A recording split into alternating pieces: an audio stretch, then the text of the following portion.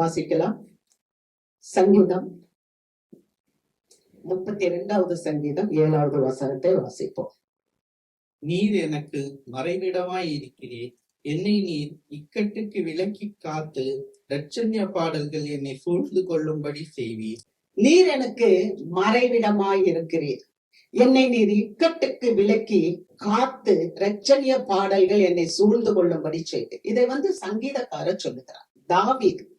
தாவீது இந்த வசனத்தை சொல்லி விண்ணப்பம் பண்ணுகிறார். என்ன சொல்றாருன்னா, ஆண்டவரே நீர் எனக்கு மறைவிடமாய் இருக்கிறீர். மறைவிடம் அப்படின்னு சொன்னா ஒளிந்து கொள்ளுகிற இடம், இட்ஸ் a ஹைடிங் பிளேஸ்.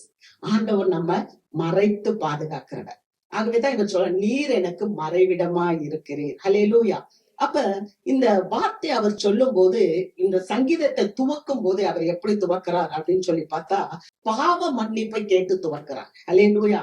அவருடைய வாழ்க்கையில காணப்பட்ட பாவங்கள், அவர் வாழ்க்கையில காணப்பட்ட மீறுதல்கள், அவருடைய வாழ்க்கையில காணப்பட்ட அக்கிரமங்கள், அவருடைய வாழ்க்கையில காணப்பட்ட கபடு எண்ணங்கள், இவைகளில் இருந்தெல்லாம் எனக்கு விடுதலை தர வேண்டும் என்று சொல்லி அவர் செபிக்கிறத பார்க்கிறோம்.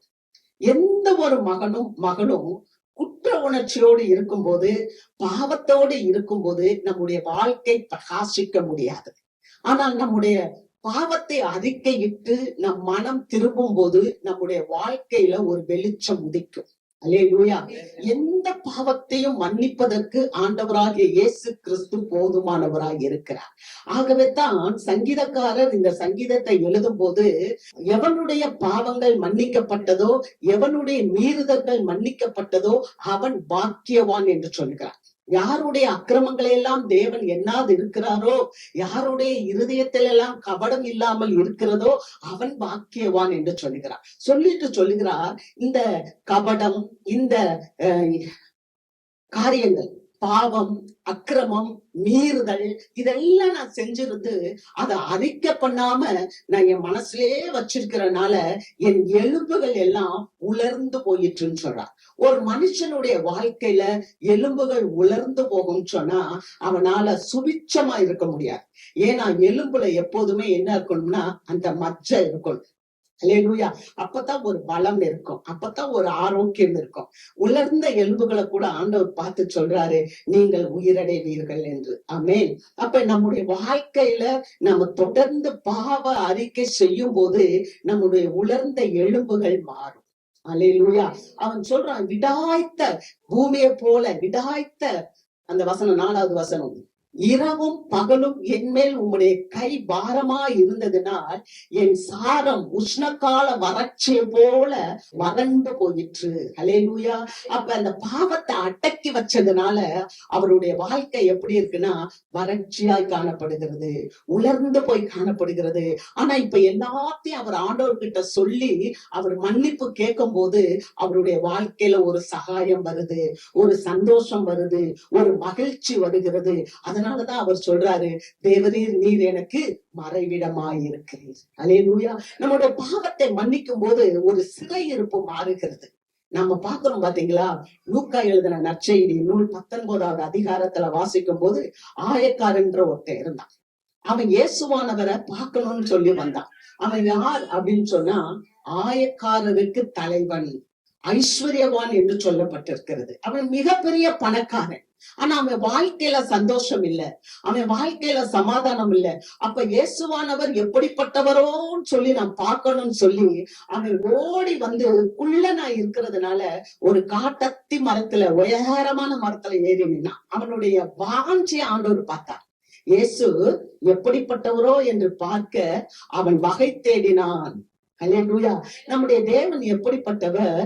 நம்முடைய தேவன் பாவங்களை மன்னிக்கிறவர், நம்முடைய சிறையிருப்புல இருந்து நம்மளை விடுவிக்கிறவர், நம்முடைய கண்ணீரில் இருந்து, நம்முடைய பாடுகளில் இருந்து, நம்முடைய கஷ்டங்களில் இருந்து நம்மளை விடுவித்து நமக்கு ஒரு சமாதானத்தை, ஒரு சந்தோஷத்தை, ஒரு செழிப்பை, ஒரு ஆசீர்வாதத்தை தேவனால் கொடுக்க முடியும். அல்லேலூயா. ஆகவேதான் இந்த மனுஷன் வரும்போது இயேசுவானவர் அந்த இடத்துல வந்து நின்று, சகைவே நீ இறங்கி வா, இன்றைக்கு நான் உன் வீட்டுல தங்கணும், அப்படி தங்கணும்னு சொல்லும் போது உடனே அவன் இறங்கி வந்து இயேசுவானவரை வீட்டுக்கு கூட்டிட்டு போயிட்டான். அல்லேலூயா. கர்த்தர் நம்ம பாவம் செய்யும் போது ஆண்டவரோட இணைந்து போக முடியாது. ஆனா அந்த பாவத்தை, அந்த மீறுதலை, அந்த அக்கிரமங்களை, அந்த கபடான எண்ணங்களை தேவன் மன்னிக்கும் போது அவரோடு கூட நாம் இணைந்து போக முடியும். அப்ப பாருங்க, அந்த மனுஷன் வேகமா இறங்கி இயேசுவை தன் வீட்டுக்கு கூட்டிட்டு போனா, போற வழியிலே அவனுக்கு ஒரு மனமாறுதல் வந்துருச்சு. நான் யாரிடத்திலாவது அநியாயமாய் நான் சொத்துக்களை சேகரித்திருந்தால் அதை நாளத்தனையாய் கொடுத்து விடுகிறேன் சொன்ன உடனே இன்றைக்கு இந்த வீட்டுக்கு ரட்சிப்பு வந்தது. அல்லேலூயா.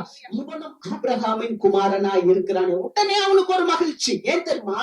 அந்த ஊர் மக்கள் எல்லாம் சொன்னாங்க, பாவியாகி இந்த மனுஷன் கூட இயேசு போறாரே.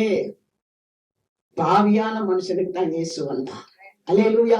வருத்தப்பட்டு பாரம் சுமக்கிறவர்களே, எல்லாரும் என்கிட்ட வாங்க, நான் உங்களுக்கு இளைப்பாறுதல் தருவேன். ஒருவேளை நம்ம பாவத்துல இருந்து நம்ம அறிக்கை செய்யும் போது நம்ம பாவத்துல இருந்து நாம் விடுதலை அடைவோம், நாம் தைரியம் அடைவோம். ஆமென். நீங்க பாத்தீங்கன்னா ஒரு மனுஷனுக்கு திமிர்வாதம், அவனால கையவும் அசைக்க முடியல, காலமும் அசைக்க முடியல, அப்படியே இருந்தான். அப்ப 4 பேர் அவனை கொண்டு போய் இயேசுவின் இடத்துல வைக்கும் போது இயேசு சொன்ன முதல் வார்த்தை, உன் பாவங்கள் உனக்கு மன்னிக்கப்பட்டது. அல்லேலூயா. பாவங்கள் உனக்கு மன்னிக்கப்பட்டதுன்னு சொன்ன உடனே அவன் எழுந்து நடந்தான் என்று பார்க்கிறோம். ஆமென். இன்னைக்கு அநேக நேரத்துல நம்ம ஒரு சிறையிருப்புல இருக்கிறோமா, ஒரு கண்ணீர்ல இருக்கிறோமா, ஒரு பிரச்சனையில இருக்கிறோமா, ஒரு தீரா வியாதியில இருக்கிறோமா, அல்லது ஒரு சிறையிருப்புல இருக்கிறோமா, என்னால வெளியே வர முடியல, என்னால முகத்தை காமிக்க முடியல, எனக்கு அவமானமா இருக்கு, நிந்தையா இருக்கு அப்படின்னு சொல்றீங்களா? இந்த இயேசு நமக்கு பாவங்களை மன்னிக்கிறார். அல்லேலூயா. இந்த பாவத்தை மன்னித்த போது அந்த தாவீது சொல்கிறார், இதற்காக ஒரு மனுஷன் சகாயம் கிடைக்கும் போதெல்லாம் விண்ணப்பம் செய்வான். எப்பெல்லாம் நேரம் கிடைக்குதோ அப்பெல்லாம் ஆண்டவர்கிட்ட விண்ணப்பம் செய்வான். அப்பொழுது மிகுந்த ஜலப்பிரவாகம் வந்தாலும் அது அவனை அணுகாது. அல்லேலூயா. ஒரு மிகப்பெரிய வெள்ளம் போல பிரச்சனைகள் வந்தாலும் அது அவனுக்கு வராது அப்படின்னு சொல்லி அந்த சங்கீதக்காரர் அதுல எழுதுகிறார். ஆமென். எழுதிக்கிட்டு தான் சொல்லுறார், நீர் எனக்கு மறைவிடமாய் இருக்கிறீர், நீர் என்னை எல்லா இக்கட்டுக்கும் விலக்கி காத்து ரட்சணிய பாடல்கள் என்னை சூழ்ந்து கொள்ளும்படி என்னை பாதுகாக்கிறீர். ஆமென். ரட்சணிய பாடல்கள் என்று சொல்லும் போது மகிழ்ச்சியின் பாடல்கள். சந்தோஷமா இருக்கும் போது சங்கீதம் பாடுங்க, எப்போதும் சங்கீதத்தை பாடிட்டு இருக்கு. அடுத்த வசனம் சொல்லுது, உன்மேல் அவர் கண்ணை வைத்து உனக்கு ஆலோசனை சொல்லுவார், அவர் உனக்கு போதித்து நீ நடக்க வேண்டிய வழியை உனக்கு காண்பிப்பார். அல்லேலூயா. ஒரு ரட்சிக்கப்பட்ட பிள்ளை, ஒரு மனம் திருமண பிள்ளை, ஒரு பாவத்துக்கு விலகின பிள்ளைக்கு ஆண்டவர் தான் வழிகாட்டியா இருப்பார். அவருடைய போதனையினாலே நம்மளை நடத்துவார். அல்லேலூயா. கர்த்தருக்கு மகிமை. அவர் சொல்லுகிறார், நீர் எனக்கு மறைவிடமாய் இருக்கிறேன். மறைவிடம் என்று சொல்லும் போது it is a hiding place. நம்மளை மறைச்சுக்கிறவர். நம்ம தைரியமா சொல்லலாம், இந்த தாவீதை போல சொல்லலாம், நீர் எனக்கு மறைவிடமாய் இருக்கிறீர். நீங்க சங்கீத புஸ்தகம் 17வது அதிகாரம் வாசிக்கும் போது அந்த தாவீது சொல்லுகிறார், கண்மணி போல நீர் என்னை காத்தருளும். அவருடைய ஜெபம் எப்படி இருக்கு? அவர் பாவ மன்னிப்பை பெற்றுட்டார். இப்ப சொல்லுறார், கண்மணி போல் நீர் என்னை காத்தருளும். இந்த கண்மணிக்கு எவ்வளவு ஆண்டவர் முக்கியத்துவம் கொடுக்கிறார். அப்ப ஆண்டவர் நம்மள கண்ணின் மணி போல பாதுகாக்கிறார். அல்லேலூயா. அடுத்து அவர் பாக்குறாரு, அடுத்து பேசுறாரு 9வது வசனத்துல, என்னை ஒடுக்குகிற துன்மார்க்கருக்கும் என்னை சூழ்ந்து கொள்கிற பிராண பகைஞருக்கும் மறைவாக உம்முடைய செட்டையின் நிழலிலே என்னை காப்பாற்றும். அப்ப நம்முடைய வாழ்க்கையில நம்மளை பால் கடிக்கிற அநேக துன்மார்க்கர்கள் இருப்பாங்க, பிராண பகைஞர்கள் இருப்பாங்க. அப்படிப்பட்டவர்களை இருந்து நம்மளை விடுதலை ஆக்கும்படி நாம் ஜெபிக்க கற்றுக்கொள்ள வேண்டும். ஆமென். நீர் எனக்கு மறைவிடமாய் இருக்கிறீர் அப்படின்னு சொன்னா அதோட விற்றக்கூடாது, ஆண்டவரிடத்துல ஜெபிக்கணும். அதத்தான் சங்கீதக்காரன் நமக்கு சொல்லுறார். இந்த தாவீது சொல்லுறார், எப்போதும் அவர் ஜெபிக்கிறார். அந்த வசனத்தை வாசிப்போம். 17வது அதிகாரம் 14வது வசனம். மனுஷருடைய கைக்கும் இம்மையில் தங்கள் பங்கை பெற்றிருக்கிற உலக மக்களின் கைக்கும் உம்முடைய கரத்தினால் என்னை தப்புவியும். அவர்கள் வயிற்றை உமது திரவியத்தினால் நிரப்புகிறீர். அவர்கள் புத்திர பாக்கியத்தினால் திருப்தி அடைந்து தங்களுக்கு மீதியான பொருளை தங்கள் குழந்தைகளுக்கு வைக்கிறார்கள். பாருங்க, மனுஷருடைய கைக்கும் இம்மையில் தங்கள் பங்கை பெற்றிருக்கிற உலக மக்களின் கைக்கும். அதாவது மனுஷனுடைய கைக்கு என்ன தப்புவீங்கப்பா? தாவீதனுடைய ஜெபம், மனுஷனுடைய கைக்கு என்னை தப்புவீங்க, இம்மையில் தங்கள் பங்கை பெற்றிருக்கிற உலக மக்களின் கை. இம்மை என்றால் தற்காலிகமாக அவங்க பங்க பெற்றிருக்கிற இந்த உலக மக்களுடைய கைக்கு என்னை தப்புவீங்க. அடுத்து சொல்றாரு, உம்முடைய கரத்தினால் என்னை தப்புவியும், அவர்கள் வயிற்றை நீர் திரவியத்தினால், அதாவது செல்வத்தினால் நிரப்புகிறேன். இந்த உலக மக்களுடைய வயிற்றை ஆண்டவர் எப்படி நிரப்புறாராம்? செல்வத்தினால், திரவத்தினால் நிரப்புகிறேன். அவர்கள் புத்திர வாக்கியத்தால் திருப்தி அடைந்து தங்களுக்கு மீதியான பொருளை தங்கள் குழந்தைகளுக்கு வைக்கிறார்கள். அவங்களுக்கு புத்திர பாக்கியம் இருக்கு, பிள்ளைகள் இருக்கு, குழந்தைகள் இருக்கு, செல்வங்கள் இருக்கு. அதனால அவங்க என்ன பண்றாங்க? திருப்தி அடைந்து அந்த செல்வத்தை, அந்த பணத்தை அவர்கள் பிள்ளைகளுக்கு வைக்கிறாங்க. இதெல்லாம் யாரு? உலக மக்கள். உலகத்துல இருக்க மக்கள் இம்மைக்குரிய காசை சம்பாதிப்பாங்க.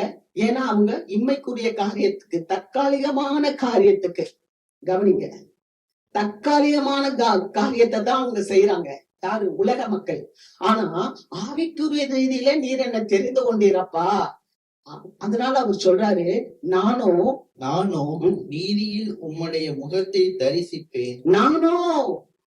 தாவீது சொல்றார், நானோ நீதியில் உம்முடைய முகத்தை தரிசிப்பேன், நான் விழிக்கும் போது உமது சாயலால் திருப்தியாவே. நானோ உமது நீதியில், உமது பரிசுத்தத்தில், உமது நீதியில் உம்முடைய முகத்தை தரிசிப்பேன். நான் உம்முடைய முகத்தை பார்ப்பேன். அப்ப எப்படி பார்ப்பேன்னா, நான் பரிசுத்தத்துல உமா பார்ப்பேன். அல்லேலூயா. நீங்க கவனிக்கணும், இந்த உலக மக்களுக்கும் தேவன் நம்மை அழைத்த அழைப்புக்கும் வித்தியாசம் இருக்கு. உலக மக்கள் போறாங்க, சம்பாதிக்கிறாங்க, நல்ல பிள்ளைகளை வளர்க்குறாங்க, செல்வத்தை எல்லாம் சேர்க்கிறாங்க, அவங்களுடைய பிள்ளைகளுக்கு வைக்கிறாங்க.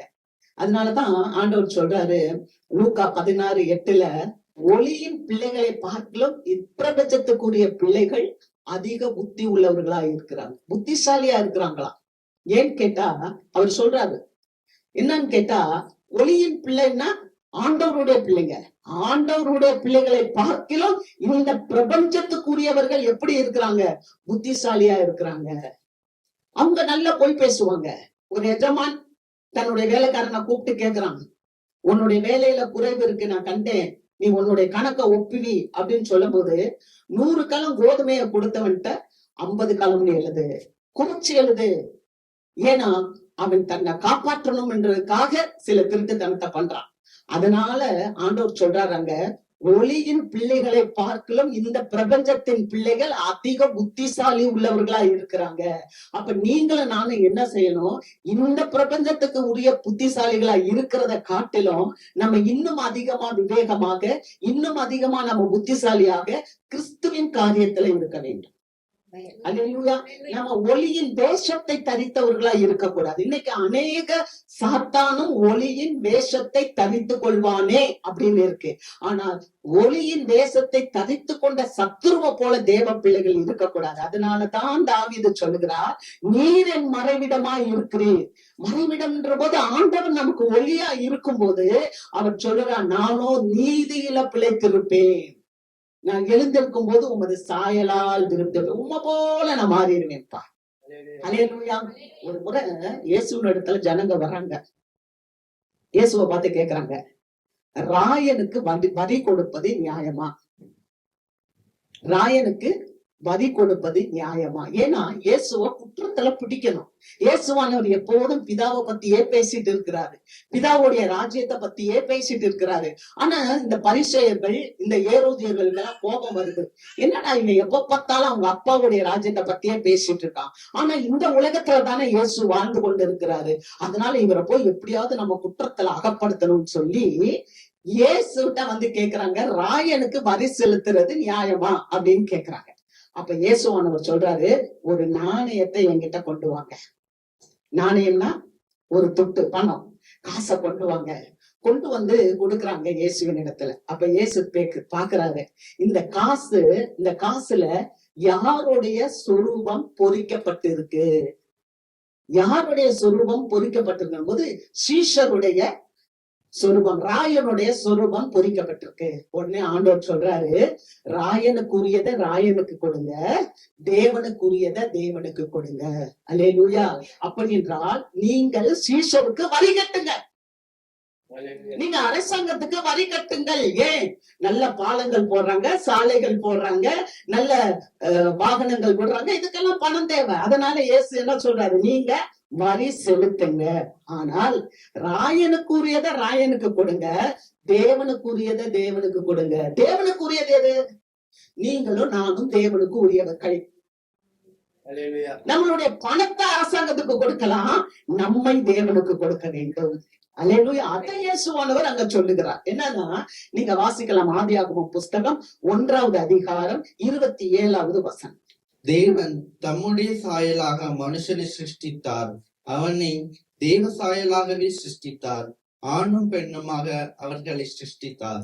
தேவன் தம்முடைய சாயலாக மனுஷரை சிருஷ்டித்தார். அல்லேலூயா. அவர்களை தேவ சாயலாகவே சிருஷ்டித்தார், ஆணும் பெண்ணுமாக அவர்களை சிருஷ்டித்தார். அப்ப நம்ம மேல ஆண்டவருடைய முத்திரை இருக்கிறது. அல்லேலூயா. எதெல்லாம் அங்க சீஷருடைய சொரூபம் இருக்கோ அது சீஷருக்கு சொந்தம். ஆனா தேவ பிள்ளைங்க மேல தேவனுடைய முத்திரை இருக்கிறபடினால தேவ பிள்ளைகள் தேவனுக்கு சொந்தம். அல்லேலூயா. ஆகவேதான் இயேசுவானவர் சொல்றார், ராயனுக்குரியதை ராயனுக்கு கொடுங்க, தேவனுக்குரியதை தேவனுக்கு கொடுங்க. ஆமென். அல்லேலூயா. அவர் எப்படிப்பட்டவர் தெரியுமா? அவர் யோசனையில் பெரியவர், அவர் செயல்களிலே வல்லவர், அவர் கோணலாக்குனதை நேராக்குகிறவர். அல்லேலூயா. அதனாலதான் அவர் சொல்றாரு, வானத்தையும் பூமியை உண்டாக்கின கர்த்தரிடத்தில் இருந்து எனக்கு ஒத்தாசை வரும். அல்லேலூயா. ஆண்டவர் நம்முடைய மறைவிடமாய் இருக்கும் போது, அவர் நமக்கு பாதுகாப்பாய் அவருக்குள்ளாக நம்ம வாழும் போது, அவர் நம்மளை குறிச்சு ஒரு பெரிய திட்டத்தை வச்சிருக்கிறார். இந்த உலகத்துலதான் நம்ம வாழ்ந்து கொண்டு இருக்கிறோம். ஆனால் இந்த உலகத்துல நீங்க நல்லா கவனித்து பாருங்க, ஒரு டம்ளர் நிறைய தண்ணீரை எடுத்துக்கொள்ளுங்க, அந்த தண்ணீர்ல ஒரு 10 சொட்டு எண்ணெயை ஊத்துங்க, அந்த எண்ணெய் என்ன பண்ணும்? மிதக்கும். அது அந்த தண்ணியோட கலந்து போயிடாது, அது மிதக்கும். அது போலதான் தேவ பிள்ளைகளாகி நீங்களும் நானும் பரிசுத்த ஆவியினால் நிரப்பப்பட்டவர்கள், ஆண்டவருடைய பிள்ளைகளா இருக்கிறதுனால இந்த உலகத்துல நம்ம வாழும் போது, இந்த உலகத்துல நாம் தேவனுக்கென்று வாழ்வோமே ஒழிய இந்த உலகத்தோடு நம்ம ஒத்து போக முடியாது. அல்லேலூயா. அதனாலதான் ஆண்டவர் உங்களை குறித்தும் என்னை குறித்தும் பெரிய திட்டத்தை வைத்திருக்கிறார். அவர் யோசனையில் பெரியவர். அவர் உங்களுக்காக எனக்காக செய்கிற செய்கைகள் மகத்துவமானவைகள். அல்லேலூயா. அவர் ஒரு மனிதனும் வாழ்க்கையில கோணலானதை நேராக்க முடியாது, ஆனால் கர்த்தர் கோணலானதை நேராக்குகிறவர். அல்லேலூயா. ஒரு மனிதனும் இந்த பிள்ளையை திருத்த முடியாதுன்னு சொல்லும் போது ஆண்டவர் அந்த பிள்ளையை திருத்தி காட்டுகிறார். அல்லேலூயா. அல்லேலூயா. நம்மள கூட ஒரு காலத்துல இது ஒன்றுக்கும் உதவாது, இது வேஸ்ட், இதை விட்டுருங்கன்னு கை கழுவி விட்ட காலங்கள் உண்டு. ஆனால் கர்த்தர் நம்ம மேல சகாயம் வைத்து நம்மளை அவர் அழைத்தார். ஆமென். கர்த்தருக்கு மகிமை. ஆக ஒரு ஹைடிங் பிளேஸ், மறைவான இடத்துல வரும்போது இந்த சங்கீதக்காரன் சொல்றார், நீரே எனக்கு மறைவிடமாய் இருக்கிறேன். அல்லேலூயா. பாருங்க, பவுல் சொல்றார், வாசிக்கலாம். எபேசியர் புஸ்தகம் 2வது அதிகாரம் 1-2 வசனங்களை வாசிப்போம். அக்கிரமங்களினாலும் பாவங்களினாலும் மரித்தவர்களாய் இருந்த உங்களை உயிர்ப்பித்தார். அக்கிரமங்களினாலும் பாவங்களினாலும், பாவத்திலையும் அக்கிரமத்திலும் செத்து போய் கிடந்த நம்மையும் தேவன் உயிர்ப்பித்தார். எப்படி தாவீதை அவர் பாவத்துல அக்கிரமத்துல மீறுதல்ல இருந்தவரை வெளியே கொண்டு வந்தாரோ, அது மாதிரி பவுல் சொல்றார், எபேசிய மக்களுக்கு சொல்றார், அக்கிரமத்திலும் பாவங்கள்ல இருந்த நம்ம உயிர்ப்பித்தார், உங்களையும் என்னையும் கூட தேவன் உயிர்ப்பித்தார். 2வது வசனம் வாசிப்போம். அவைகளில் நீங்கள் முற்காலத்திலே இவ்வுலக வழக்கத்திற்கு ஏற்றபடியாகவும் கீழ்ப்படியாமையின் பிள்ளைகளிடத்தில் இப்பொழுது கிரியை செய்கிறார் ஆகாயத்து அதிகார பிரபுவாகிய ஆவிக்கேற்றபடியாகவும் நடந்து கொண்டீர்கள். 3வது வசனம். அவர்களுக்குள்ளே நாம் எல்லாரும் முற்காலத்திலே நமது மாம்ச இச்சையின்படியே நடந்து, அவர்களுக்குள்ளே நாமும் முற்காலத்துல, எப்ப இந்த சபைக்குள்ள வர்றதுக்கு முன்னால, இயேசுவை சந்திக்கிறதுக்கு முன்னால நம்மளும் எப்படி இருந்தோம்? அவங்கள போலவே இருந்தோம். யார போல? அக்கிரமக்காரவங்களை போலவே இருந்தோம், பாவத்துல இருந்தவங்க போலவே இருந்தோம். நம்முடைய மாம்ச இச்சையின்படி நடந்தோம் இல்லையா? மாம்ச இச்சையின்படி நம்ம அடுத்து நமது மாம்சமும் மனசும் விரும்பினவைகளை செய்து சுபாவத்தினாலே மற்றவர்களைப் போல கோபாக்கினையின் பிள்ளைகளாய் இருந்தோம். சுபாவம், நம்முடைய சுபாவத்தின் போலயே நம்மளும் கோபாக்கினையின் பிள்ளைகளா இருந்தோம். நம்ம மனசு என்ன விரும்புதோ, நம்ம மாம்சம் என்ன சொல்லுதோ, அதெல்லாம் நம்ம செஞ்சுட்டு இருந்தோம் இல்லையா? ஆனா ஆண்டவர் நமக்குள்ள வந்த பிறகு நம்ம சுபாவங்கள் மாறுகிறது. அதத்தான் பவுல் சொல்லுகிறார். அவர் எபேசிய மக்களுக்கு சொல்லுகிறார், முன்னால நீங்க எப்படி இருந்தீங்க, ஆனா நீங்க எப்படி ஆயிட்டீங்க, பாவத்திலேயும் அக்கிரமங்கள்ல இருந்த உங்களை ஆண்டவர் உயிர்ப்பித்துட்டா, தூக்கி எடுத்துட்டா. நீங்க 5வது அதிகாரம் எபேசியர் 5:3, 4, 5 வசனத்தை வாசிப்போம். எப்படி ஆண்டவர் நம்மளை பாவத்துல இருந்து விலக்கி விட்டார் வாசிக்கலாம். மேலும் பரிசுத்தவான்களுக்கு ஏற்றபடி வேசித்தனமும் மற்ற எந்த அசுத்தமும் பொருளாசையும் ஆகிய இவைகளின் பேர் முதலாய் உங்களுக்குள்ளே சொல்லப்படவும் கூடாதான். ஏன்னா நம்ம அக்கிரமத்திலும் பாவத்துல இருந்து மீட்கப்பட்டுட்டோமா, அதனால இப்ப பாவத்துல இருந்து நம்ம விலகிட்டோமா. எப்படி விலகிருக்கோம்? வேசித்தனம், அசுத்தம், பொருளாசை, இந்த காரியங்கள் சொல்லக்கூட கூடாதான். அடுத்த வசனம் பாருங்க. அப்படியே வம்பு, புத்தியீனமான பேச்சு, பரியாசமும் தகாதவைகள் ஸ்தோத்திரம் செய்தலே தகும். பம்பு, புத்தியீனமான பேச்சு, நம்ம பேசுறதுக்கு சம்பந்தமே இருக்காது. இன்னைக்கு நீங்க பாருங்களேன், அநேக மக்களை நான் பார்த்திருக்கேன். பழைய ஏற்பாட்டுல கூட தாவீதோடைய காலத்துல யோவாக்கு ஒரு இடத்துல உட்கார்றான். அப்ப அப்னேர் இன்னொரு குளம் இருக்கு, அந்த குளத்துல அந்த பக்கம் ஒரு ஆளு, இந்த பக்கம் கூட்டம் உட்கார்றாங்க. உட்கார்ந்துட்டு நம்ம சிலம்பு சண்டை போடுவோம், சும்மா விளையாட்டுக்கு தொடங்குறது. கடைசியில அது என்னாச்சு? ஒரு பெரிய அழிவை கொண்டு வந்துச்சு. அப்னேர் என்ன பண்ணான்? ஆசைகளால் கொலை செய்யப்பட்டான். அப்ப புத்தியீனமான பேச்சு, வம்பு, பரியாசம், இதெல்லாம் நமக்கு இருக்க கூடாது. அல்லேலூயா. அடுத்து அவர் சொல்றாரு, என்ன செய்யணும்னா ஸ்தோத்திரம் செய்தலே தகும். அடுத்த வசனம் பாருங்க. விபச்சாரக்காரனாவது, அசுத்தனாவது, விக்கிரகாராதனைக்காரனாவது, பொருளாசைக்காரனாவது தேவனுடைய ராஜ்யமாகிய கிறிஸ்துவின் ராஜ்யத்திலே சுதந்திரம் அடைவதில்லை என்று அறிந்திருக்கிறீர்களே. நமக்கு இந்த உலக வாழ்க்கை கொஞ்ச காலம்தான். ஆனா ஒரு தேவனுடைய பிரசன்னத்துல இருக்கிற பிள்ளை, தேவனுடைய பாதுகாப்புல இருக்கிற பிள்ளை தேவனையே தரிசிக்க விரும்பும். அல்லேலூயா. ஆகவேதான் அவர் சொல்றார், விபச்சாரக்காரன், விக்கிரக ஆராதனைக்காரன், அசுத்தன், பொருளாசைக்காரன், இவெல்லாம் எங்க வர முடியாதான்? கிறிஸ்துவின் ராஜ்யத்துல வர முடியாது. அருமையான தேவ மக்களே, ஆண்டவர் இன்னைக்கு நம்மள என்ன சொல்றாங்கன்னா பாவத்துல இருந்து பிரித்தெடுத்து இருக்கிறார். அல்லேலூயா. ஆகவே அவர் சொல்றாரு, முன்னால நீங்க இப்படி இருந்தீங்க, ஆனா இப்ப நீங்க இப்படி இல்ல, நீங்க வெளிச்சத்தின் பிள்ளைகளாய் நடந்து கொள்ளுங்கள். அல்லேலூயா. அதனாலதான் வசனத்துல யோவான் சொல்றாரு, யோவான் 1வது அதிகாரம் 4, 5 வசனத்துல சொல்லப்பட்டிருக்கு, அவருக்குள் ஜீவன் இருந்தது. அல்லேலூயா. இயேசுக்குள்ள என்ன இருக்கு? ஜீவன், வாழ்வு இருக்கு. அந்த அவருக்குள் ஜீவன் இருந்தது. அந்த ஜீவன் மனுஷருக்கு ஒளியா இருந்தது. அல்லேலூயா. அந்த ஒளி இருளிலே பிரகாசிக்கிறது. அல்லேலூயா. இருள், இந்த உலகத்துல இருள் இருக்கு. இந்த உலகத்துல விபச்சாரம், வேசித்தனம், பொருளாசை, அசுத்தம், இன்னும் பரியாசம், இன்னும் வம்பு, தூஷணம், இதெல்லாம் இருக்கு. ஆனால் தேவ பிள்ளைங்க அதுக்குள்ள போகாதுங்க. அல்லேலூயா. ஏன்னா அவருக்குள் ஜீவன் இருந்துச்சு. அந்த ஜீவன் மனுஷருக்கு ஒளியா இருந்தது. அந்த ஒளி இருளிலே பிரகாசிக்கிறது. இருளானது ஒளியை பற்றி கொள்ளவில்லை. அல்லேலூயா. ஒரு காலத்துல அக்கிரமத்திலையும் பாவத்திலையும் மீறுதலையும் இருந்த தாவீது பாவ மன்னிப்பை பெற்றுக்கொண்ட பிறகு ஆண்டவர் சொல்லுகிறார், தாவீதை போல என் இருதயத்துக்கு ஏற்ற மனுஷன் இல்லை, அவன் எனக்கு சித்தமானதை எல்லாம் செய்வான். ஆமென். அல்லேலூயா. ஆக எப்போ ஒரு பிள்ளை தேவனை மறைவிடமாய் கொள்ளுகிறதோ, அந்த மறைவிடத்தில் இருக்கிற ஆண்டவருடைய ஒளியை உள்வாங்கி அது பிரகாசிக்கிறதாய் மாறிவிடுகிறது. அல்லேலூயா. அப்படி பிரகாசிக்கும் போது ஆண்டவர் சொல்லுகிறார், அந்த தாவீது சொல்லுகிறார், என்னை எல்லா இக்கட்டுகளுக்கும் நீங்கி விலக்கி காப்பீர். அல்லேலூயா. ஏன்னா இருள் தேவ பிள்ளைய பற்றி கொள்ளாது. இருள் தேவனுடைய பிள்ளை கிட்ட வராது. அல்லேலூயா. கர்த்தருக்கு மகிமை. இரண்டாவது ஒரு காரியத்தை நம்ம வாசிக்கலாம்.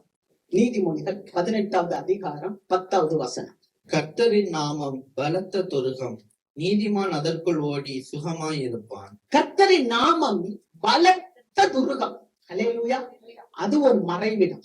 எது? அவருடைய நாமம் பலத்த துருகம். நீதிமான் அதற்குள் ஓடி சுகமாயிருப்பான். அல்லேலூயா. தேவ பிள்ளைங்க கர்த்தருடைய நாமத்துக்குள்ள போய் சுகமாயிருக்கும். அல்லேலூயா. இந்த வசனத்தை பார்க்கும்போது இது தாவீது உடைய மகன் சாலமோன் எழுதுகிறார். கர்த்தருடைய நாமம் எப்படியா? பலத்த துருகம். நிறைய நாமத்தை குறிச்சு பாக்குறோம். இன்னைக்கு கூட நம்ம பாடணும், யெகோவா தேவனுக்கு 1000 நாமங்கள். எதை சொல்லி நான் பாடுவேன் இல்லையா? நீங்க யெகோவா தேவனுடைய நாமத்தெல்லாம் சொல்லுங்க அப்படின்னு சொன்னா நீங்க நிறைய சொல்லுவீங்க. எல் ஷடாய், யெகோவா ராஃபா, யெகோவா ரூவா, யெகோவா ஷாலோம், யெகோவா சம்மா, அப்படி நிறைய இல்லையா? நிறைய காரியத்தை நம்ம சொல்லுவோம். ஆனா நீங்க 99வது சங்கீதம் 3வது வசனத்தை வாசிக்கும் போது அவருடைய நாமம் பயங்கரம் உள்ளது. அல்லேலூயா. கர்த்தரின் நாமம் பலத்த துருகம் சொல்றார் இல்லையா? அவருடைய நாமம் பயங்கரம் உள்ளது அப்படின்னு சொல்லி சங்கீதக்காரர் சொல்லுகிறார். கர்த்தருக்கு ஸ்தோத்திரம். பயங்கரமானதுன்னா யோசித்து பாருங்களேன். அந்த பயங்கரமான நாமம் நமக்குள்ள இருக்கு. அல்லேலூயா. அந்த பயங்கரமான நாமம் வாசிக்கலாம். நம்ம சங்கீதம் புஸ்தகம் 47வது அதிகாரம் 2வது வசனம். உன்னதமானவராகிய கர்த்தர் பயங்கரமானவரும் பூமியின் மீதெங்கும் மகத்துவமான ராஜாவுமாய் இருக்கிறார். உன்னதமானவராகிய கர்த்தர் பயங்கரமானவரும் பூமியின் மீதெங்கும் அவர் மகத்துவமான ராஜா. அல்லேலூயா. அல்லேலூயா. எப்படிப்பட்ட ராஜா? மகத்துவம். அவர் பூமியில உன்னதமான தேவன். யாரா? பயங்கரமானவர். நம்ம யாரையோ சொல்றோம் இல்லையா? நம்முடைய தேவன் நமக்கு ராஜா. அல்லேலூயா. நம்முடைய தேவன் எப்படிப்பட்டவர்? அவர் ராஜாக்களை தள்ளி ராஜாக்களை ஏற்படுத்துகிற தேவன். அவர் ராஜாக்களுக்கெல்லாம் ராஜா இல்லையா? அந்த உன்னதமான தேவன் எப்படிப்பட்டவர்? பயங்கரமானவர். அவர் நாமம் பயங்கரமானது. அடுத்த வசனம் பாருங்களேன். சங்கீதம் 76:12. பிரபுக்களின் ஆவியை அடக்குவார். அல்லேலூயா. பிரபுக்களின் ஆவியை அடக்குவார். பூமியின் ராஜாக்களுக்கு அவர் பயங்கரமானவர். பூமியின் ராஜாக்களுக்கு அவர் பயங்கரமானவர். அல்லேலூயா. அப்படின்னா இல்லாட்டினா நேபுகாத்நேச்சார் எல்லாம் புல்லு தின்ன வச்சிருப்பாரா? அல்லேலூயா. அல்லேலூயா. ஒருவேளை தேவ பிள்ளைங்க இப்படிப்பட்டதான ஒரு சூழ்நிலையில ஒரு நெருக்கமான காரியங்களை நாம இருக்கிறோம்னு சொல்லி நினைச்சா கூட ஆண்டவர் பூமியின் ராஜாக்களுக்கு பயங்கரமானவர் என்பதை ஒவ்வொரு விசுவாசியும் ஒவ்வொரு தேவ பிள்ளையும் உணர வேண்டும். அல்லேலூயா. அவர் பயங்கரமான தேவன். உங்களுக்காக எனக்காக அவர் வழக்காடுகிற தேவன். உங்களுக்காக எனக்காக அவர் வரிந்து நிற்கிற தேவன். அல்லேலூயா. உங்களுக்காக எனக்காக அவர் போரிடுகிற தேவன். உங்களுக்காக எனக்காக அவர் உறங்காமல் நம்மளை பாதுகாக்கிற தேவன். அவர் எப்படிப்பட்டவர் தெரியுமா? பூமியின் ராஜாக்களுக்கு பயங்கரமானவர். ஆகவேதான் இந்த எரேமியா சொல்லுகிறார், அந்த பயங்கரமான தேவன் எனக்கு பராக்கிரமசாலியா இருக்கிறார். வாசிக்கலாம். வாசிங்கப்பா அந்த வசனம். எரேமியா 20:11. கர்த்தரோ பயங்கரமான பராக்கிரமசாலியாய் என்னோடு இருக்கிறார். ஆகையால் என்னை துன்பப்படுத்துகிறவர்கள் மேற்கொள்ளாமல் இடறுவார்கள். தங்கள் காரியம் வாய்க்காதபடியால் மிகவும் வெட்கப்படுவார்கள். மறக்கப்படாத நித்திய லட்சை அவர்களுக்கு உண்டாகும். அல்லேலூயா. இந்த எரேமியா சொல்லுறார், பல விதமான சோதனைகள்னால உலக ராஜாக்களால அவர் ஒடுக்கப்படும் போது இந்த தீர்க்கதரிசி சொல்லுகிறார், கர்த்தரோ அல்லேலூயா, கர்த்தரோ பயங்கரமான பராக்கிரமசாலியா என்னோடு கூட இருக்கிறார். நீங்க சொல்ல முடியும். ஆகையால் என்னை துன்பப்படுத்துகிறவர்கள் மேற்கொள்ளாமல் இடறுவார்கள். அல்லேலூயா. உங்களை துன்பப்படுத்துறாங்களா? ஒரு காரியத்துல உங்களை துன்பப்படுத்துறாங்களா? உங்களை மேற்கொள்ள மாட்டாங்க. உங்களை மேற்கொள்ள மாட்டாங்க. ஏன்னா கர்த்தர் பராக்கிரமசாலியா உங்களுக்குள்ள இருக்கிறார். எத்தனை பேர் ஆமீன் சொல்றீங்க? அல்லேலூயா. அல்லேலூயா. உங்களுக்குள்ள ஆண்டவர் இருக்கிறார். அதனாலதான் நம்ம சொல்றோம், நீங்களே நான் வாழும் தேவனுடைய ஆலயம்னு. அப்ப ஆண்டவர் எங்க இருக்கிறாரு? நம்ம ஒவ்வொருவருக்குள்ள இருக்கு. நம்ம எல்லாரும் சேர்ந்துதான் இந்த இடத்துல கூடி வந்து தேவனை ஆராதிக்கிறோம். ஆமென். அப்ப கர்த்தரோ பயங்கரமான பராக்கிரமசாலியா நமக்குள்ள இருக்கிறதுனால நம்மளை துன்பப்படுத்துறவங்க நம்மளை ஜெயிக்க முடியாது. அவர்கள் இடறுவார்கள், அவர்கள் வெட்கப்பட்டு போவார்கள் அப்படின்னு சொல்லி எரேமியா தீர்க்கதரிசி சொல்லுகிறார். இந்த கால வேளையில நமக்கு அப்படி ஒரு சூழ்நிலை நமக்கு இருக்கும் என்றால், உங்களுக்கு இருக்கும் என்றால், உங்களுடைய பிள்ளைகளை குறித்த காரியத்துல, உங்களுடைய கணவரை குறித்த காரியத்துல, உங்களுடைய தொழிலை குறித்த காரியத்துல, உங்களுடைய சரீரத்தை குறித்த காரியத்துல, உங்களுடைய எதிர்காலத்தை குறித்த காரியத்துல, உங்களுடைய படிப்பை குறித்த காரியத்துல, உங்களுக்கு ஒரு நீதி வேணும் என்று சொல்லி இருக்கிற ஒரு காரியத்துல நீங்கள் கைவிடப்பட்ட நிலையில இருப்பீங்கன்னா, கர்த்தர் சொல்லுகிறார், நான் உன்னோடு பயங்கரமான பராக்கிரமசாலியா இருக்கிறேன். நீ எதை பார்த்து பயந்து கொண்டிருக்காயோ அது உன்னை மேற்கொள்ளாது, நீ அதை மேற்கொள்வாய் என்று சொல்றார். அல்லேலூயா.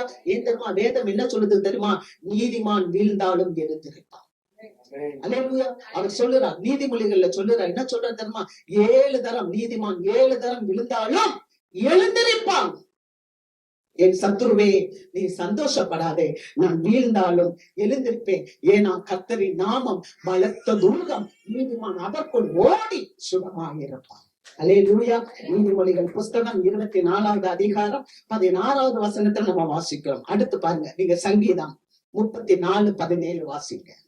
நீதிமான்கள் கூப்பிடும் போது கர்த்தர் கேட்டு அவர்களை அவர்களுடைய எல்லா உபத்திரவங்களுக்கும் நீங்களாக்கி விடுகிறார். நீங்களாக்கி விடுகிறார். நீதிமான்கள் கூப்பிடும் போது கர்த்தர் கேட்கிறார். அல்லேலூயா. ஒருவேளை உங்க கூப்பிடுதல உங்க பிள்ளைகள் கேட்காம இருக்கலாம், நீங்க கூப்பிடுறத உங்க கணவர் செவி சாய்க்காமல் இருக்கலாம், நீங்க கூப்பிடுகிறத உங்களுடைய மனைவி செவி சாய்க்காமல் இருக்கலாம், நீங்கள் கூப்பிடுகிறத உங்கள் பெற்றோர் செவி சாய்க்காமல் இருக்கலாம். ஆனால் நீங்கள் கூப்பிடுகிறதை கர்த்தர் கேட்கிறார். அல்லேலூயா, அல்லேலூயா. நீதிமான்கள் கூப்பிடும் போது கர்த்தர் கேட்டு அவர்களை அவர்களுடைய எல்லா இடுக்கண்களுக்கும், எல்லா உபத்திரவங்கள், சொல்லுங்க, எல்லா உபத்திரவங்கள், எல்லா உபத்திரவம், சொல்லுங்க, எல்லா உபத்திரவங்களுக்கும் நீங்களாக்கி ரட்சிக்கிறார். அல்லேலூயா. நீங்க கூப்பிடும் போது யாரு? கர்த்தரை நாமம் பலத்த துருவம், அவரே நமக்கு மறைவிடமா இருக்கும் போது, அவரை நம்ம நோக்கி கூப்பிடும் போது அவர் நம்முடைய எல்லா உபத்திரவங்கள், உங்க பிள்ளைகளை குறிச்ச காரியமா மாற்றுவார். ஆமென். மாற்றுவார். அந்த பிள்ளைகளுடைய வாழ்க்கையில ஒரு கீழ்ப்படிதலை கொண்டு வருவார். உங்கள் தனிமையை அவர் மாற்றுவார், உங்க வேதனையை மாற்றுவார். ஏன் தெரியுமா? இயேசுவானவர் கூட பரிசுத்த ஆவியானவர் எப்போது அவர் பிதாவுக்கு பிரியமானவைகளையே செய்தபடியால் பரிசுத்த ஆவியானவர் அவர் தனியே இருக்க விடவில்லை. நம்ம தனிமையானவர்கள் அல்ல. ஆமென். நம்ம கூட ஆண்டவர் இருக்கிறார். எப்படி நிழல் நம்ம போகும்போதெல்லாம் வருதோ அது போல கர்த்தர் நம்மோடு நிழலா இருக்கிறார். அல்லேலூயா. அவர் என்ன தெரியுமா சொல்றார்? நீ கூப்பிடும் போது அவர் கேட்டு உன்னுடைய எல்லா உபத்திரவங்கள், வாட்டவர், எந்த ட்ரபிள்ல நீங்க இருந்தாலும் எல்லாத்திலிருந்து தேவன் விடுவிக்கிறார். அவர் சொல்றார், நீ தண்ணீரை கடக்கும் போது நான் உன்னோடு இருப்பேன், நீ ஆறுகளை கடக்கும் போது அவைகள் உன்மேல் புரள்வதில்லை, நீ அக்கினிகள் நடந்தாலும் நீ வேகாது இருப்பாய், அக்கினி ஜுவாலை உன் பேரில் பற்றாது என்று கர்த்தர் சொல்லுகிறார். அல்லேலூயா. யார் கர்த்தர் சொல்றார். அப்ப நீங்க விசுவாசிங்க, நம்ம நல்லா நினைச்சுக்கணும். என்ன தெரியுமா? கர்த்தரை நாமம் பலத்த துருகம், நான் அதுக்குள்ளதான் இருக்கிறேன். அப்பதான் ஆண்டவர் சொல்றாரு, நீ அக்கினியில் நடந்தாலும் சாத்ராக் மேஷாக் ஆபேத்நேகோ நடந்தாங்க, அக்கினி ஜுவாலை அவர்களை பற்றவில்லை. காரணம், ஆண்டவராகிய இயேசு அவர்களுக்குள்ளே உலாவி வந்தார். எத்தனை பேர் ஆமென் சொல்றீங்க? நம்பிக்கையுடைய சிறைகளை அரணுக்கு திரும்புங்கள், இரட்டிப்பான நன்மையை தருவேன், இன்றைக்கே தருவேன். உங்களுக்குள்ள அந்த உணர்வு வேணும். என்ன தெரியுமா? எனக்கு ஒரு பாதுகாப்பு இருக்கு. அல்லேலூயா. அது பலத்த துருகம், அது ஒரு பயங்கரமான நாமம். அந்த நாமத்துக்குள்ள நான் இருக்கிறபடியினால், அல்லேலூயா, நான் தண்ணீர்ல கடந்தாலும், நான் ஆறுகளை கடந்தாலும், நான் அக்கினியில் நடந்தாலும் நான் புரள மாட்டேன். அக்கினி என்னை சேதப்படுத்தாது, ஆறு என்னை மேற்கொள்ளாது, நதிகள் என்னை மேற்கொள்ளாது. அல்லேலூயா. நான் ஜெயம் எடுப்பேன். எத்தனை பேர் ஆமென் சொல்றீங்க? அல்லேலூயா. நம்ம ஜெயம் எடுப்போம். நீங்க வாசிக்கலாம் சங்கீதம் 34:19. நீதிமானுக்கு வரும் துன்பங்கள் அநேகமாயிருக்கும், கர்த்தர் அவைகள் எல்லாவற்றிலும் நின்று அவனை விடுவிப்பார். நீதிமானுக்கு வரும் துன்பம் அநேகமா இருக்கும். அல்லேலூயா. நீங்க நினைக்கலாம், நான் ஹைடிங் பிளேஸ்குள்ளதானே இருக்கேன், ஆண்டவருடைய பலத்த துருகத்துக்குள்ளதானே இருக்கேன், ஆண்டவருடைய கைக்குள்ளதானே இருக்கேன், ஆண்டவருக்குள்ள பராமரிப்புக்குள்ளதானே இருக்கேன். இருக்கிறதுனால தான் ஆண்டவர் சொல்றாரு, நீதிமானுக்கு வர்ற துன்பம் அநேகமாய் இருக்கும், ஆனால் அவர் எல்லாவற்றில இருந்து உங்களை விடுவிப்பார். அல்லேலூயா. எப்படி தெரியும்? எல்லாவற்றில இருந்து சொல்லுங்க, எல்லாவற்றில இருந்து தேவன் உங்களை விடுவிப்பார். நான் ஒரு சில நேரங்களில் யோசித்து பார்ப்பேன், நீங்க யாருக்கு நன்மை செய்றீங்களோ அவங்கதான் உங்களுக்கு ஏத்து நிப்பாங்க. நீங்க யாருக்கு நன்மை செய்றீங்களோ அவங்க உங்களுக்கு ஏத்து நிப்பாங்க. ஆனா அவங்க எதிர்த்து நிக்கிறாங்கன்னு நீங்க நன்மை செய்யறத நிறுத்தக்கூடாது. அல்லேலூயா. இயேசுவானவர் நன்மை செய்தார். அவர் நன்மை செய்கிறவரால் சுற்றி இருந்தார்.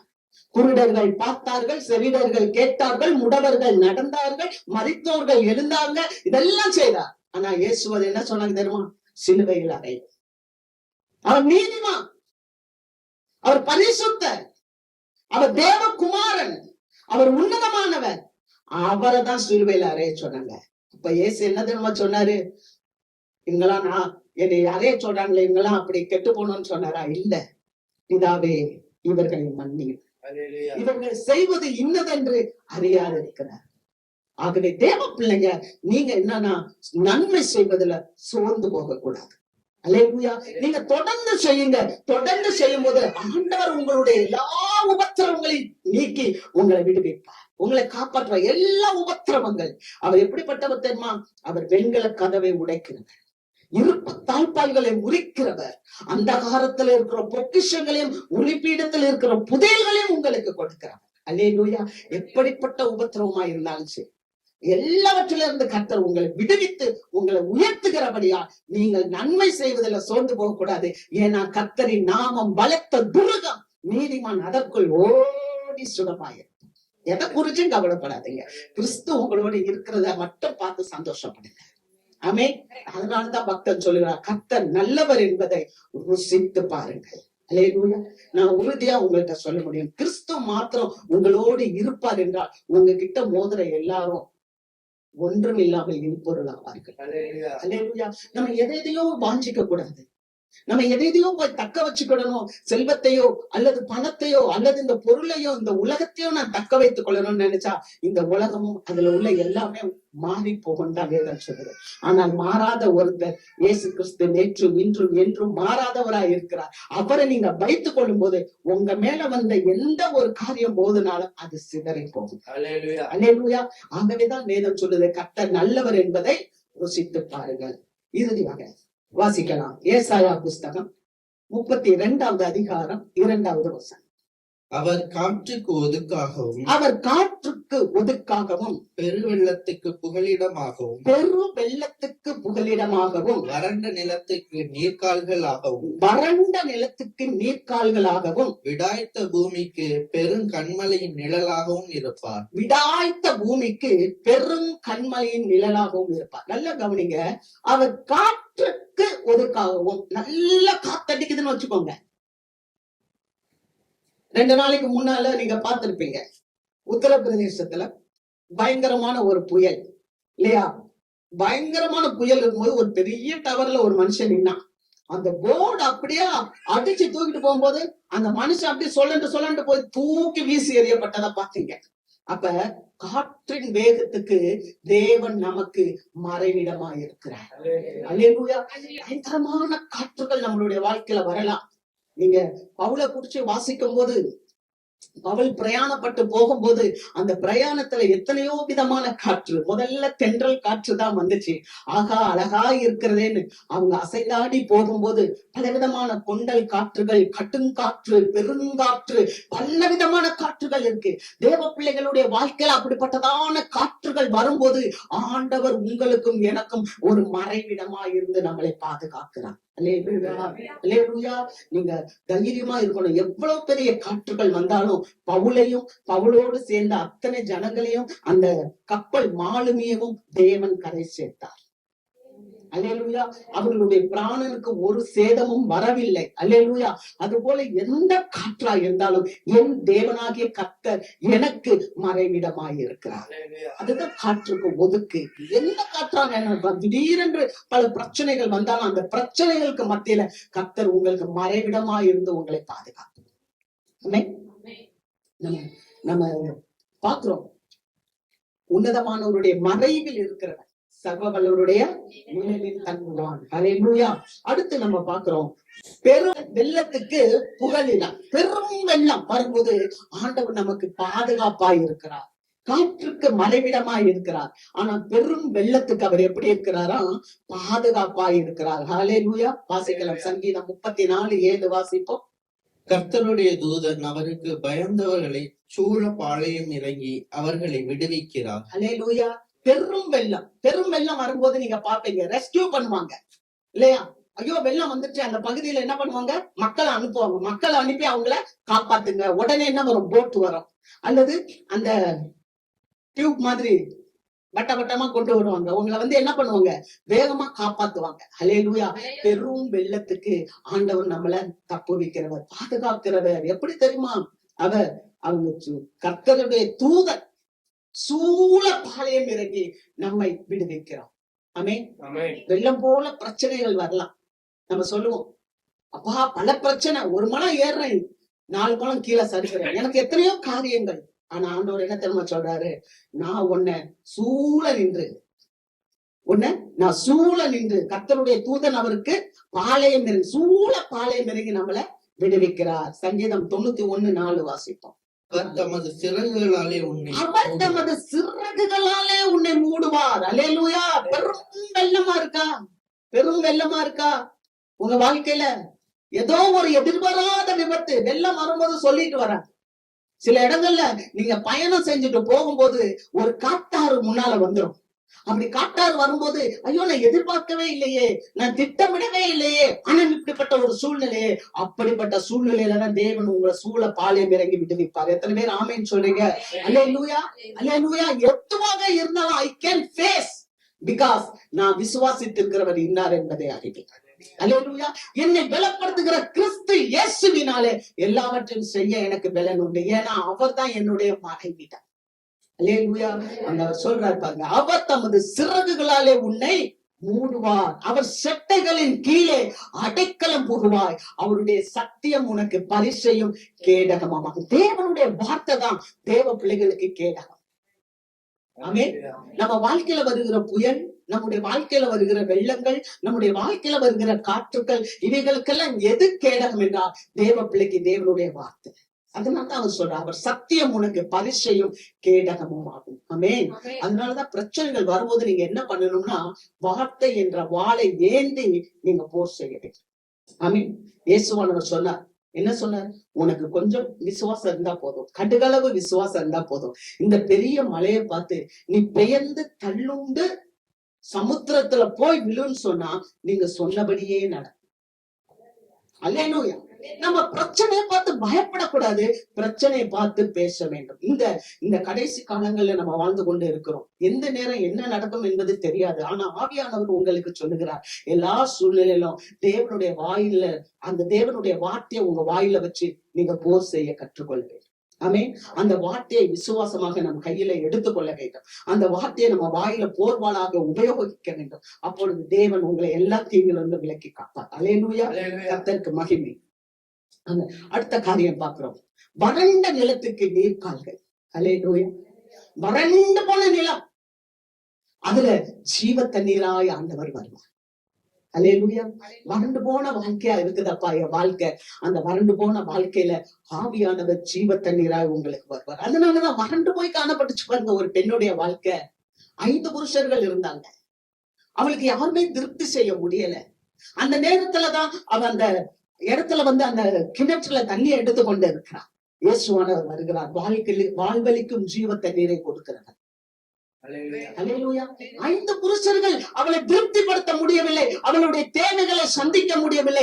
ஆனால் ஆண்டவராகிய இயேசு கிறிஸ்து வாழ்வழிக்கும் தண்ணீர், அந்த ஜீவ தண்ணீரை அவளுக்கு கொடுத்தார். என்னிடத்தில் வருகிறவனை நான் புறமே தள்ளுகிறது இல்லை, நான் கொடுக்கும் தண்ணீரை குடிக்கிறவனுக்கு ஒரு காலம் தாகம் உண்டாயிராது, அது எனக்குள்ளிருந்து கொடுக்கிற ஜீவ தண்ணீர் என்று சொன்னார். அல்லேலூயா. தேவ பிள்ளைகளே, விடாய்த்து போன காரியமா இருக்கிறதா? அந்த இடத்துல நீங்க பரிசுத்த ஆவியை கேட்கும் போது அங்க ஜீவ தண்ணீர் உள்ள நதிகள். அல்லேலூயா. ஜீவ தண்ணீர் உள்ள நதிகள்னா வாழ்வு கொடுக்கிற நதி. வெறும் தண்ணீருடைய தாகத்தை மட்டும் தீர்க்கிற இந்த உலக தண்ணீர் அல்ல. தாகத்துக்கு உலகத்திலிருந்து குடிக்கிற தண்ணீரை குடிக்கலாம். ஆனால் வாழ்க்கையில நம்ம தாகம் இல்லாமல் இருக்கணும்னா கிறிஸ்து என்ற ஜீவ தண்ணீர் நமக்கு வர வேண்டும். நம்ம கிறிஸ்துவின் இடத்திலிருந்து நம்ம கொஞ்சம் பிரிகி போயிட்டாலும், நம்ம கொஞ்சம் தூங்கி போயிட்டாலும், வேதம் சொல்லுகிறது, நீங்க வீட்டுல போய் வாசித்து பாருங்க. எரேமியா புஸ்தகம் 17வது அதிகாரம் அங்க 13வது வசனத்துல சொல்லப்பட்டிருக்கு, நீ ஜீவ தண்ணீரை விட்டுட்டனா, ஆண்டவரை விட்டுட்டனா, உன்னுடைய பேர் எங்க எழுதப்படும்னா புழுதியில் எழுதப்படுமா. ஆனா ஜீவ தண்ணீரை நம்ம வச்சிருந்தோம்னா உங்களுடைய பேரும் என்னுடைய பேரும் ஜீவ புஸ்தகத்துல எழுதாம். அல்லேலூயா, அல்லேலூயா. நம்ம ரொம்ப விழிப்பாக இருக்க வேண்டும். நம்ம ரொம்ப விழிப்பாக இருக்க வேண்டாம். விடாய்த்து போய் இருக்கிறது என் வாழ்க்கை, தண்ணீரற்று காணப்படுகிறது. ஆனா சங்கீதக்காரன் சொல்கிறார், விடாய்த்ததும் தண்ணீரற்றதுமான நிலத்திலிருந்து என் ஆத்மா உம்மை நோக்கி கூப்பிடுகிறது. உடனே என்ன ஆச்சு தெரியுமா? நிலத்தையும் கொழுப்பையும் உண்டது போல என் ஆத்மா செழிப்பாயிற்று. அல்லேலூயா. நீங்க கூப்பிடும் போது, ஆண்டவரை சார்ந்து கொள்ளும் போது அந்த ஜீவ தண்ணீர் உங்களுக்குள்ளாக வரும். அல்லேலூயா. அதனாலதான் இன்னைக்கு நல்ல ஒரு பாட்டு பார்த்தோம், ஜீவ தண்ணீர் உண்மையிலே நான் தாகம் கொண்டேன். அல்லேலூயா. அப்ப ஜீவ நீரூற்று நீர்தானையா, உந்தன்மே தாகம் கொண்டேன். நமக்கு எது எதுலயோ தாகம் இருக்கு இல்ல? இந்த உலகத்தை குறிச்ச தாகம், எப்படிதான் நம்ம பணம் சம்பாதிக்கலாம்ன்ற தாகம், நான் இன்னைக்கு போனாதான், அதெல்லாம் இல்ல, அதெல்லாம் ரெண்டாவது. நான் சொல்லுவேன், நீங்க எதை இழக்கிறீங்களோ அதை பெற்றுக்கொள்வீங்க. அல்லேலூயா. நம்மளுடைய இன்டென்ஷன் என்ன? உங்களுடைய எண்ணங்களை நான் பார்க்க மாட்டேன், என் எண்ணத்தை உங்களால பார்க்க முடியாது. ஆனா உங்க எண்ணத்தையும் என் எண்ணத்தையும் நம்ம பரமபிதா பார்க்கிறோம். அவர் சொன்னாரு, என்ன சொன்னாரு தெரியுமா? பேதுருவை பார்த்து, சேவை கூவுறதுக்கு முன்னால நீ 3 தானே என்னை மறுதளிப்பண்ணாரு. எப்படி சொன்னாரு? உள்ளத்தை பார்த்தாரு, இவன் என்னை மறுதளிப்பான். அடுத்து அவர் சொன்னாரு, பிலிப்போவை பார்த்தாரு, நீ அத்தி மரத்துக்கு கீழே இருக்கும் போதே உன்னை நான் கண்டு கொண்டேன். நம்ம யாரு எங்க? அதனாலதான் நான் திரும்ப சொல்றேன். அதனாலதான் அந்த சங்கீதக்காரர் ஜெபிக்கும் போது கூட சொல்றாரு 32:2 சங்கீதத்துல, என் உள்ளத்துல கபடம் இல்லாமல் இருக்கணும். God wants a pure heart. ஏன்னா இருதயத்தில் சுத்தம் உள்ளவர்கள் தான் தேவனை தரிசிக்க முடியும். நீ விடாய்த்த பூமியா இருந்தாலும் கர்த்தர் ஜீவ தண்ணீரை கொடுப்பார். அந்த ஜீவ தண்ணீர் எங்க இருக்கு தெரியுமா? நீங்க வீட்டுல போய் கட்டாயம் வாசித்து பாருங்க. எசேக்கியேல் 47வது அதிகாரம் 1 முதல் அங்க 18 வசனங்களை நீங்க வாசிக்கும் போது அந்த ஜீவ தண்ணீர் உள்ள நதிகள் தேவாலயத்துல இருக்குது. அல்லேலூயா. அந்த ஆலயத்துல அந்த மனுஷன் அங்க வரும்போது அப்படியே அளக்குறாங்க. கணுக்கால் பத்தாது, முழங்கால் பத்தாது, இடுப்பு பத்தாது, நான் நீந்தி முழுகணும் ஆண்டவரே. என்ன இருக்கு தெரியுமா? மச்சங்கள் உண்டாகுது, பெரிய பெரிய மீன்கள், போகும் இடமெல்லாம் செழிப்பு. அல்லேலூயா. இந்த ஜீவ தண்ணீரை நீங்க பெற்றுக்கொண்டா நீங்க செழிப்பா இருப்பீங்க, போற இடமெல்லாம் செழிப்பா இருக்கும். நான் விசுவாசிக்கிறேன். யோசேப்பை தூக்கி சகோதரர்கள் குழிக்குள்ள போட்டாங்க. ஆனால் அந்த யோசேப்பை வாங்கி போன போத்திபார் அவன் வீட்டுல வச்சிருக்கும் போது யோசேப்பின் நிமித்தமாய் போத்திபாரின் வீடு ஆசீர்வாதம் அடைந்தது. ஏன்னா அவன் போகும் இடமெல்லாம் ஜீவ தண்ணீர் உள்ள நதி போய்கிட்டே இருந்துச்சு. அவன் வந்ததுனால இந்த வீடு ஆசீர்வதிக்கப்படுகிறதே என்று சொல்லி போத்திபார் தன்னுடைய வீட்டில் இருந்த எல்லா உரிமைகளையும் அவனுக்கு கொடுத்தான். அல்லேலூயா. கர்த்தருக்கு ஸ்தோத்திரம். ஆகவே நமக்குள்ள அந்த ஜீவ தண்ணீர் இருக்க நாம ஆண்டவர்கிட்ட வர வேண்டும். ஆமென். விடாய்த்த வாழ்க்கையா இருக்கலாம், தண்ணீரற்றதா இருக்கலாம், செழிப்பில்லாம இருக்கலாம், வறண்டு போய் காணப்படலாம். ஆண்டவரே எனக்கு போதிய வருமானம் இல்ல, ஆண்டவரே எனக்கு போதிய படிப்பு இல்ல, ஆண்டவரே எனக்கு போதிய காரியம் இல்ல, எனக்கு போதுமான சுகம் இல்ல, போதுமான இன்ஃப்ராஸ்ட்ரக்சர் இல்ல, எது வேணாலும் இருக்கலாம். ஆனால் நீங்கள் கிறிஸ்துவுக்குள்ளாக வருவீர்கள் என்றால், கிறிஸ்து உங்களுக்குள்ளாக ஜீவ தண்ணீர் உள்ள நதியாய் வருவார் என்றால் நீங்களே ஆசீர்வாதமாய் மாறிவிடுவீர்கள். அடுத்து அவர் சொல்றார் பாருங்க, விடாய்த்த பூமி, வறண்ட நிலம், அடுத்து விடாய்த்த பூமி. விடாய்த்த பூமிக்கும் அவர் எப்படி இருக்கிறாருன்னா கண்மலை நிழலாக இருக்கிறார். ஆமென். பெருங்கண்மலை.